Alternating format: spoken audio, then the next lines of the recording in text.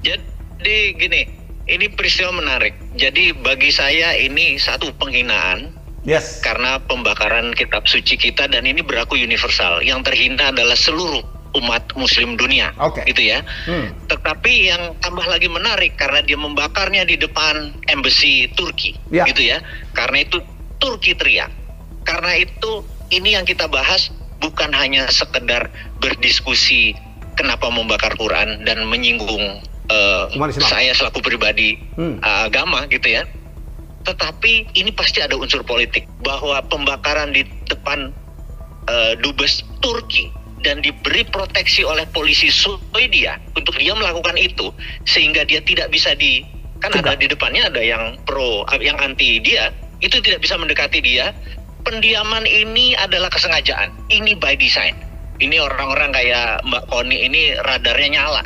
Ini bukan ujuk-ujuk, ini bukan hanya sekedar mencari sensasi. Ini adalah tindakan ofensif dari Swedia. Satu, kita harus ingat bahwa Swedia untuk national security-nya, Swedia saat ini mendaftarkan dirinya untuk menjadi anggota NATO. Dan dari 30 negara, di dalam mendaftarkan dirinya, harus total vote, alias 30-30-nya itu setuju. Harus sepakat. Dan Turki, dan Turki menahan Swedia karena karena Swedia mendukung suku Kurdi untuk membebaskan diri dari Tenggara Turki untuk menjadi merdeka. Dialah yang membiayai bom beberapa minggu yang lalu di tengah Istanbul, gitu kan? Nah, ini tidak sederhana jadi melihatnya. Jadi bukan sekedar pembakaran. Nah, efeknya pada saat pemboman tersebut, apa yang dilakukan adalah Turki menyerbu Suriah, wilayah utaranya, persis seperti apa yang dilakukan Putin, menarik 120 km dari perbatasan Rusia masuk ke Ukraina sebagai buffer area. Turki melakukan hal yang sama, menyerbu dengan tanknya, dengan kapal udaranya, membatasi 30 kilometer ke tengah dari Suriah sampai dari Suriah sampai Irak, karena supaya Kurdi kalau menyerang itu ada buffernya, ada buffer zone, gitu kan? Ada buffer zone.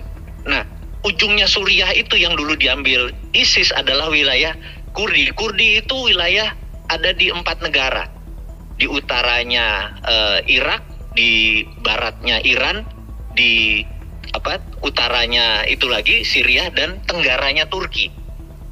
Itu sebenarnya ada 30 juta manusia yang nggak punya negara.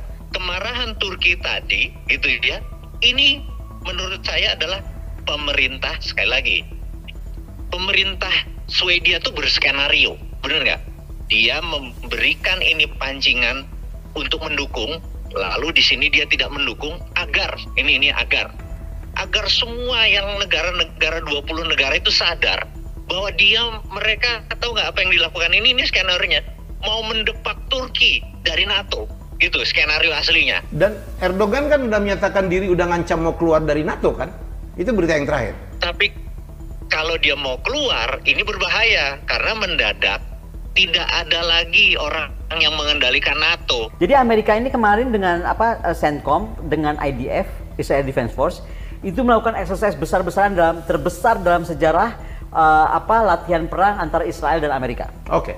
Baru selesai kemarin kalau nggak salah, di mana itu melibatkan 6.400 tentara, 1.500-nya dari Israel, 6.400 dari Amerika Serikat, melibatkan 150-an pesawat tempur, 12 kapal laut dan lain-lain.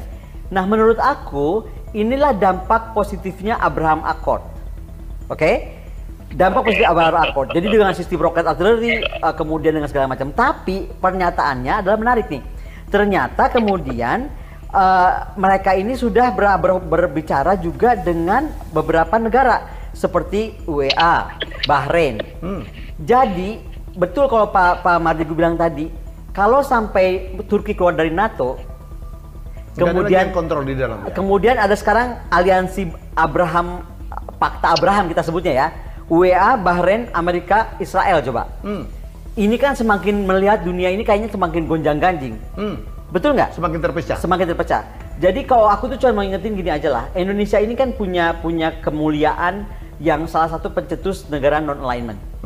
Kayaknya impian Bung Karno dulu itu bahwa fakta-fakta pertahanan harus dihapus tuh kita harus hidupkan kembali deh. Sekarang ada NATO, ada The Quad, ada AUKUS, betul nggak Pak Mardigu di kita? Lalu sekarang Timur Tengah tambah lagi mau ada, aku nggak tahu nih, menurut aku tinggal sedikit satu step aja karena nggak pernah mereka exercise sebesar ini. Ya. Dan yang paling mengerikan mereka udah masuk ke dalam ini loh, sistem senjata ruang angkasa dan lain-lain. Jadi perang tuh kayaknya semakin akan mengarah. Tinggal di ujung aja ya. Iya, kalau kita ini biarkan ini terus berjalan. Makanya tadi pas Pak Mardigu bilang Turki nggak boleh keluar dari NATO, kita agree banget Pak Mardigu.